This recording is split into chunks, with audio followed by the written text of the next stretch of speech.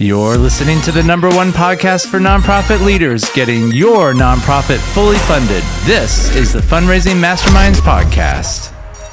Do you remember the BlackBerry device? They were getting ready to release their fourth version. Steve Jobs released the iPhone. The industry was changing, and they couldn't change with it. When they were the leaders of that time. They were the leaders. Do you know what percentage of the market the BlackBerry has right now? 0% of the market. They were left in the dust. I don't want our nonprofit organizations to be left in the dust because they hung on too long to old methods and old strategies of doing development. Well, welcome back to another episode of Fundraising Masterminds. We are so glad that you are here. Today, we are going to be talking on our third part of our three-part series on Nonprofit Survival Guide. The first part, we did 3 traps. Last week, we did another 3 traps. And this week, we are covering 3 more traps. So if you missed a bonus trap. If you hang with us. If you hang with us to the end, we got a bonus. I don't even know what that is, but I can't wait to hear it. Before we get into the traps, if you wouldn't mind subscribing to this podcast, it would mean a lot to us. We release weekly podcast episodes for nonprofit leaders just like you. Really just practical stuff. All things nonprofit from a biblical perspective. Well, Jim, let's get into the first trap on our part 3 series, a survival guide to a nonprofit. It's neglecting board engagement. Jason, I cannot tell you how frustrating it is when a board is underutilized. It's one thing to have a board that doesn't want to be involved and doesn't care that much about your organization. But when you have a group of individuals who really focus and spend time, they're willing to help you, but we underutilize them. We either don't use them at all or we use them in the wrong way. That is so frustrating and so disappointing. Yeah, well, especially since there might be some business owners there might be some financial advisors there might be some people that really are passionate about your organization. In fact, my dad is on a couple of nonprofit boards, and a lot of times, people just look at him as the old guy in the room. He's in his 70s, and he's a very wise man. But if you didn't know him 20 years ago, you wouldn't know that he started his own business, was a consultant for Pepsi-Cola and Coca-Cola, and he worked for some really large firms, traveled around the U.S., and was in high demand, making like $5,000 a day back in the 80s when that was actually a lot of money. The point that I'm making is that sometimes it can seem like board members are just inexperienced when in reality, they actually have a lifetime of experience to share. You've got these highly qualified people who are probably getting thousands of dollars a day at their job, and we're not utilizing them. They might as well just step off and step away. A wealth of knowledge. You have people there that are CEOs of companies, executive marketing experts, social media experts, financial experts, financial advisors, and they have a wealth of knowledge and respect in their own industry. But then they come into the nonprofit and they're just sitting there, wanting saying to do something. They want to do something and they know what it's like to move and shake things around. But people are hesitant. People don't appreciate them. We're coming back to that trust factor again. People are scared to make a move. But when you say people, are you meaning the director in particular? I mean, I don't want to identify individuals. Yeah. Well, let's say when you go to a board meeting, and you're talking to a group of seasoned professionals, the board can say all that it wants to say and share all its wisdom, but at some point in time, it has to be executed upon. And that's the responsibility of the leader. Exactly. And a lot of times they may just say, thank you for your ideas and just do it their way. And that can be very frustrating. And I've seen major players, entrepreneurs, people who could really make a difference have to step away because they're just like, if they're not going to value my experience, my knowledge, I'll give it to somebody who does. Yeah. In fact, my dad is actually on a board right now where he was actually helping us create the Perfect Vision Dinner course at one point in time. He helped us with some of the scripting and things like that. And he got so excited about the Perfect Vision Dinner course that he went to his nonprofit and he said, I will pay for this course if you take it. I want you to take it. Right. And they were like, well, God will provide, we don't really think that we can do a vision dinner. It's a lot of work. And he had pulled a board meeting together. He shared the reasons, he said, this is the way you got to do it. Wow. And he was passionate about it. And they were, the leadership, the board kind of agreed with him, but the leader, basically was like, yeah, well, I guess if you want to do that, that's fine, but you can do it, and it kind of put it on him.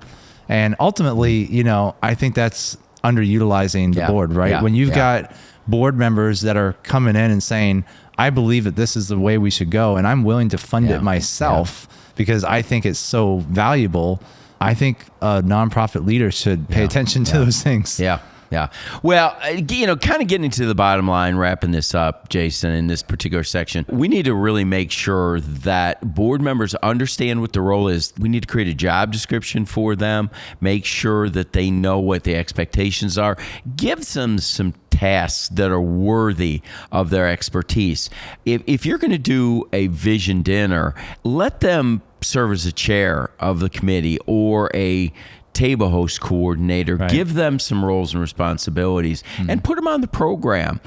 Utilize their skills and talents from that standpoint. Well, and on the flip side, if you have a board that's just a yes men board and they're just really there to fill a chair, but they're not really contributing and they don't even want to contribute. Right.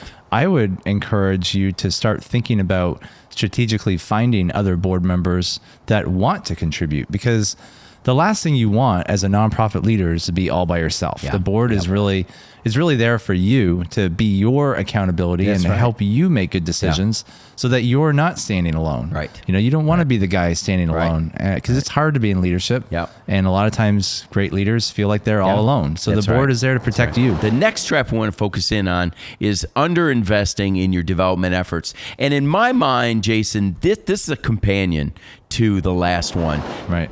Underutilizing your board and underinvesting in your development efforts.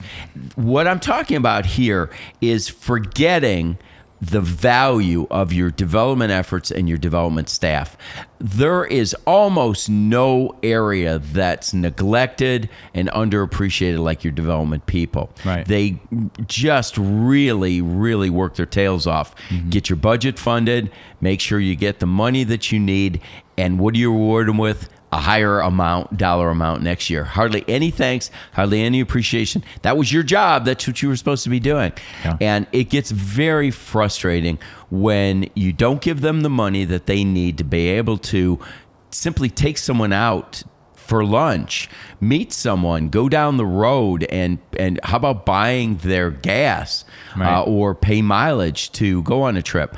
Allow them to go on a hunting trip or do something with the major partners. Yeah. Those are the kinds of things.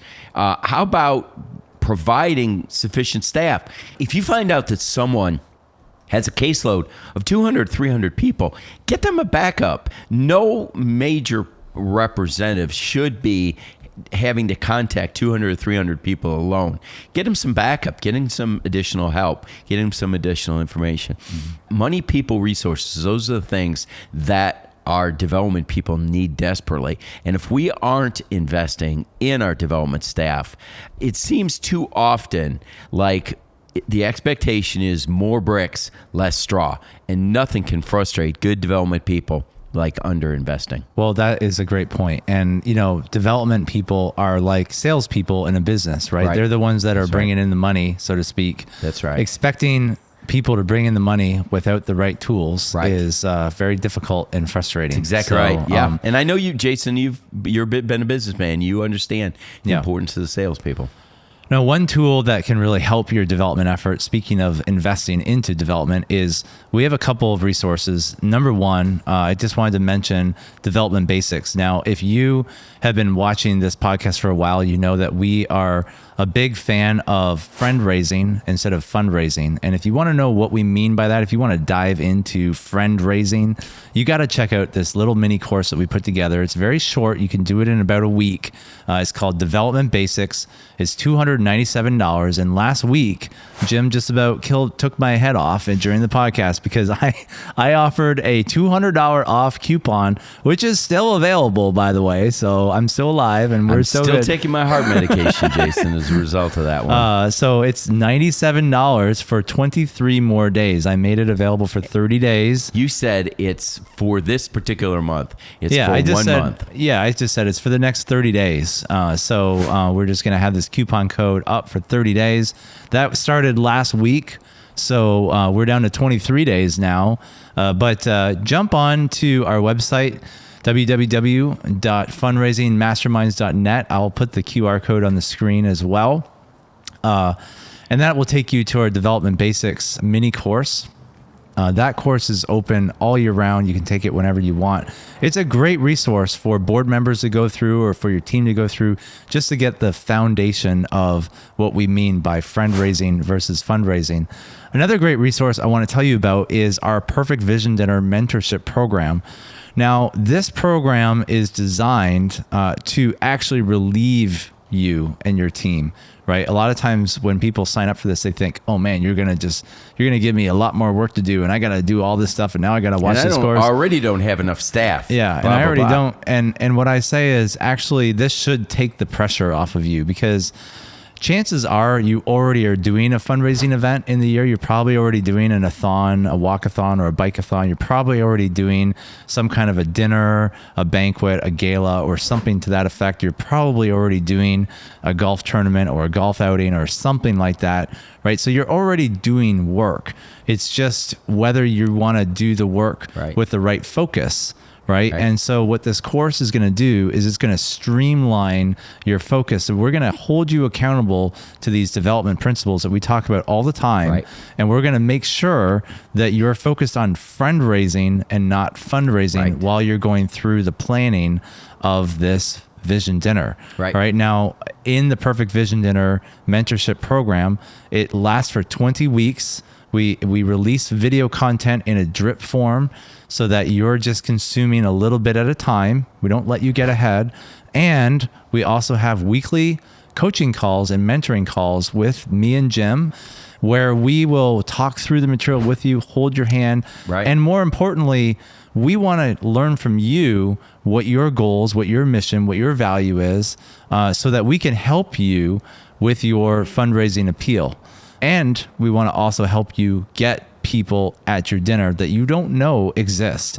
One of our big goals at our Vision Dinner is to get 40 to 50% new potential partners in your chairs. I mean, we've had people signing up that just went through our Perfect Vision Dinner recently who got $3,000 or $4,000 monthly commitments just from the Perfect Vision Dinner course. So it's a great investment.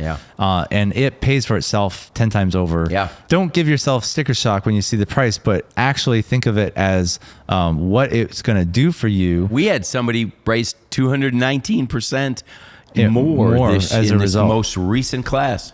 One thing that I'm going to put on the screen here, if you're wondering like, well, I don't know, I already do a dinner and we raise enough money at our dinner or we feel like we're fine. I would encourage you to scan the QR code on the screen. It's going to take you to our dinner survey and we're going to ask you 14 questions in this survey. And through those 14 questions, we're actually able to give you a ranking, a score of how your current Vision Dinner or gala compares to a Vision Dinner or gala that would be trained by us. There's always room to grow. There's always room to improve. And if you could grow your giving by 30, 40, 50% at a minimum, I would think the course would be worth it. So it's definitely worth checking out. Now, The third trap is ineffective storytelling. And Jason, I can't tell you who ineffective storytelling is such a great missed opportunity. In this day and age, people respond so well and so much to an effective story. Yeah. An effective story touches you emotionally and it touches you logically. Yeah. And it's so important in our day and age. We are learning more and more that people need to feel like they are a part of a story when it's being told, and they also need to be the heroes in the story. How is it that they can see that in this particular story where a life is being changed, that their gift, their participation, their involvement with their life, labor, influence, finances, and expertise are being used effectively in the life story of someone? Right.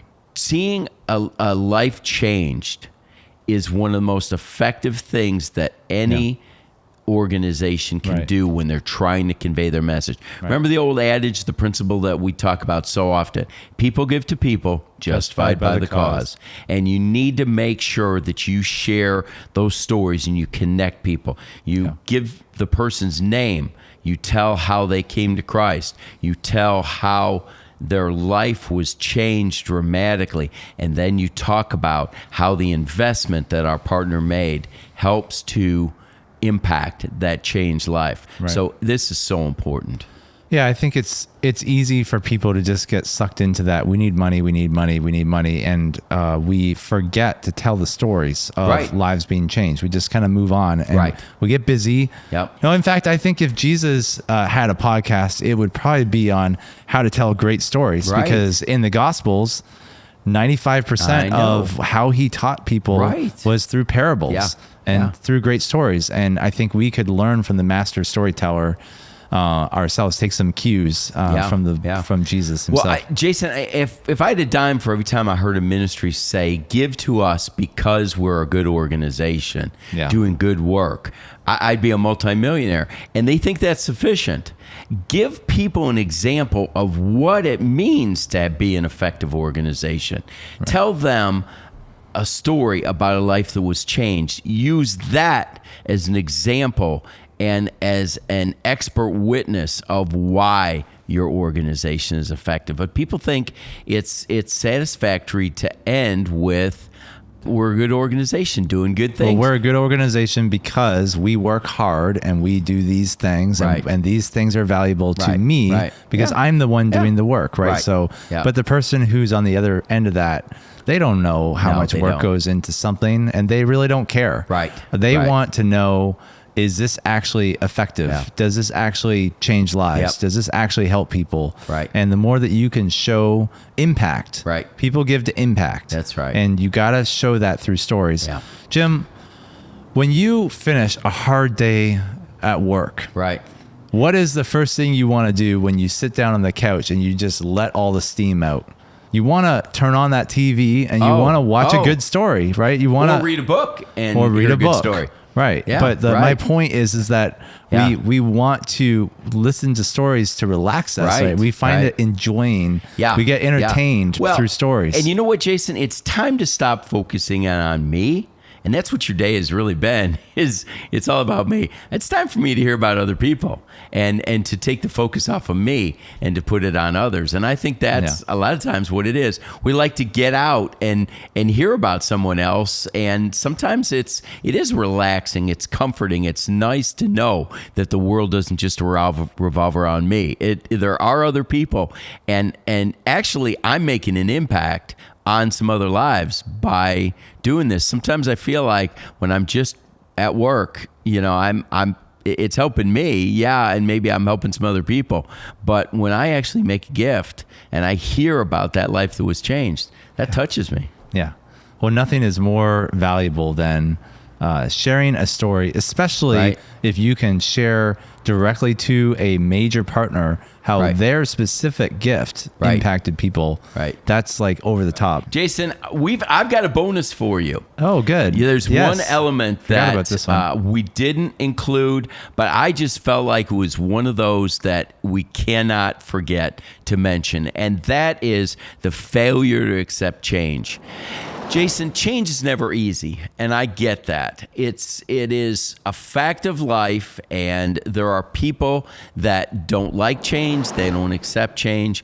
But Jason, to fight back and to resist change to the point that it hurts your nonprofit organization. What are you talking about with change? Are you talking about character change, development change, change in, Windows operating system to Mac operating system? Like what change are you referring to here? Windows 97. Yeah, that's what I thought. I mean, most nonprofit organizations, Jason, are working with the most inadequate software known to man. Right. So, well, I mean, I can handle that change. But change is never easy, no matter what it is, Jason. Yeah. Whether it is personality change, whether it's change in the structure of your organization, no matter what it is, change is never easy. Right. And change can come from a wide variety of areas, Jason. If it could be something that someone brings up the idea that you want to change from the way you've been doing your banquet to a vision dinner, change from the way that you are having relationship connections with your major partners to another area versus matching gift. That's right. Right. Exactly. So underwriters and sponsors, any of those kinds of things are thinking outside the box. It's thinking different. We tend to get very comfortable with doing the same thing over and over. And unfortunately, Jason, we get comfortable with mediocrity.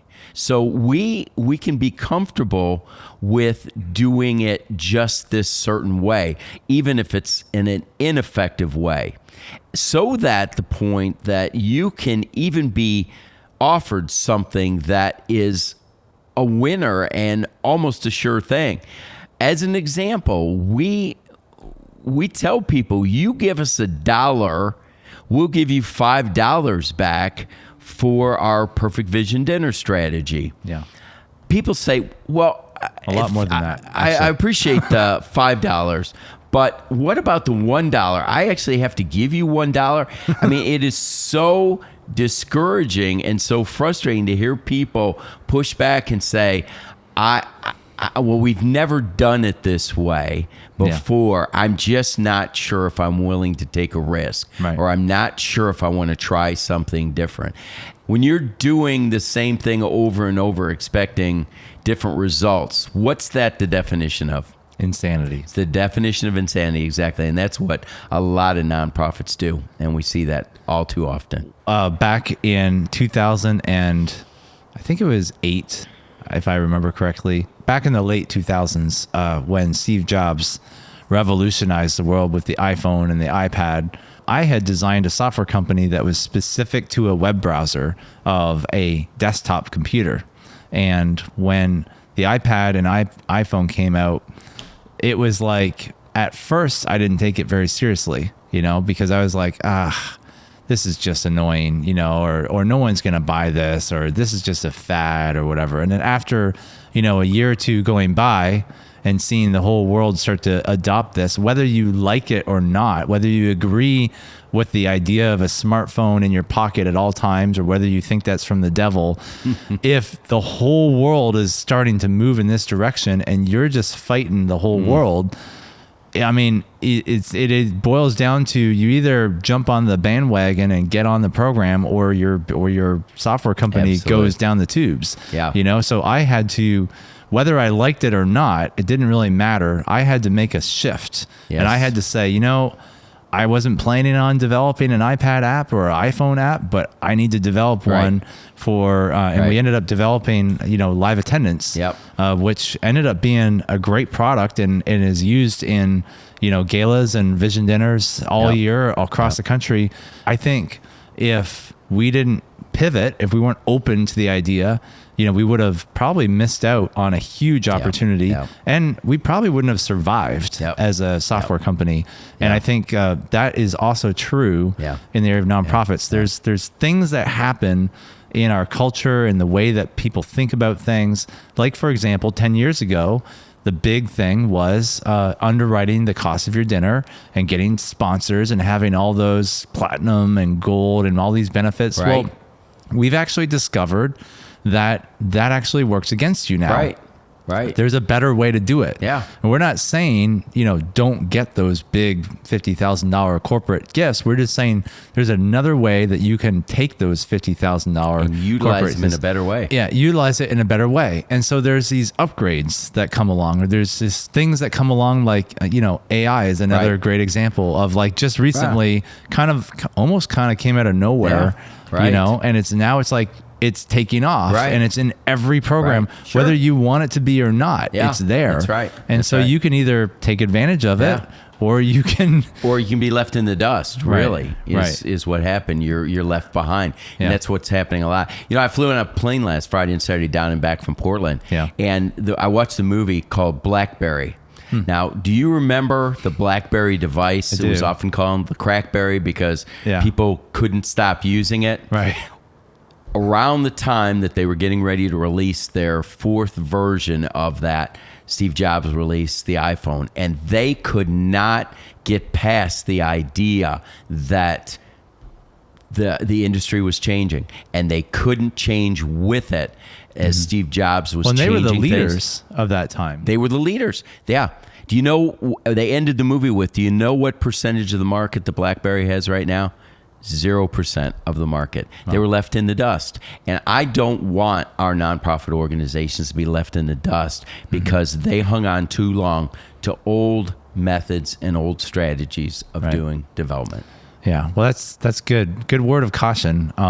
So I would encourage you to check out the Perfect Vision Dinner course and check out all the other things that we offer at fundraisingmasterminds.net, because we are in the process of taking all the lessons that we've learned, putting them all into podcast episodes and putting them all into courses.